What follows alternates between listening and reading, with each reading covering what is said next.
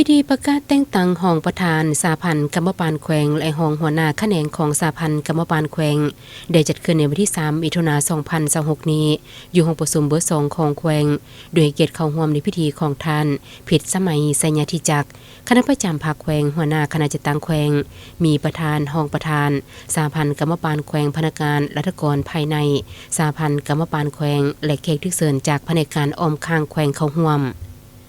ในพิธีตั้งหน้าคณะจัดตั้งแขวงได้ผ่านข้อตกลงของท่านประธานคณะกรรมการปกครองแขวงว่าด้วยการยกย้ายและแต่งตั้งห้องประธานสาพันธ์กรรมปานแขวงอิงตามกฎหมายว่าด้วยการปกครองท้องถิ่นฉบับปรับปรุงฉบับเลขที่78ทับ สพส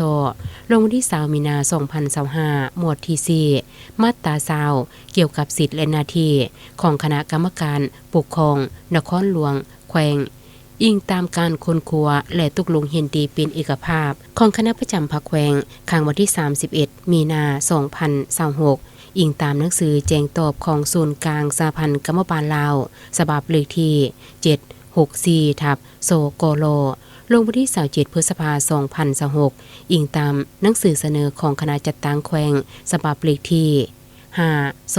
520ทับคจคลงวันที่20พฤษภาคม2026ประธานคณะกรรมการปกครองแขวงมีคำสั่งตกลงเห็นดีแต่งตั้งท่านจันทร์สมรมาธิราชหัวหน้าแขนงก่อสร้างหลักฐานการเมืองขึ้นกับห้องว่าการเป็นห้องประธานสาพันธ์กรรมปานแขวงแต่งตั้งท่านนางอ่อนแก้วศรีสมบัติวิชาการแขนงจัดตั้งกฎกาและขบวนการเป็นห้องหัวหน้าแขนงจัดตั้งกฎกาและขบวนการให้เกียรติมอบข้อตกลงโดยแม่ท่านพิษสมัยสัญญาธิจักรหัวหน้าคณะจัดตั้งแขวงและท่านนางคำปิวศรีสมบัติประธานสาพันธ์กรรมปานแขวงในตอนท้ายยังได้รับฟังการอบรมและให้ทิศนำจากหัวหน้าคณะจัดตั้งแขวง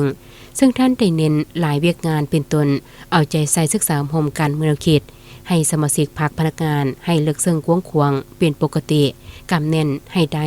ถึงสิทธิหน้าที่พระบทบาทของตนในหน้าที่เวียกงานตั้งหน้ายกระดับพนักงานในการสอกหูห้ามเฮียนทางด้านวิชาเฉพาะยกสูงความเป็นแบบอย่างนำหน้าทางด้านคุณธาตุการเมืองมีแบบแผนกนภารักษาความสามัคคีเป็นเอกภาพบนหลักการร่วมศูนย์ประชาธิปไตยและรับประกันใดในความรับผิดชอบตนที่ได้รับมอบหมาย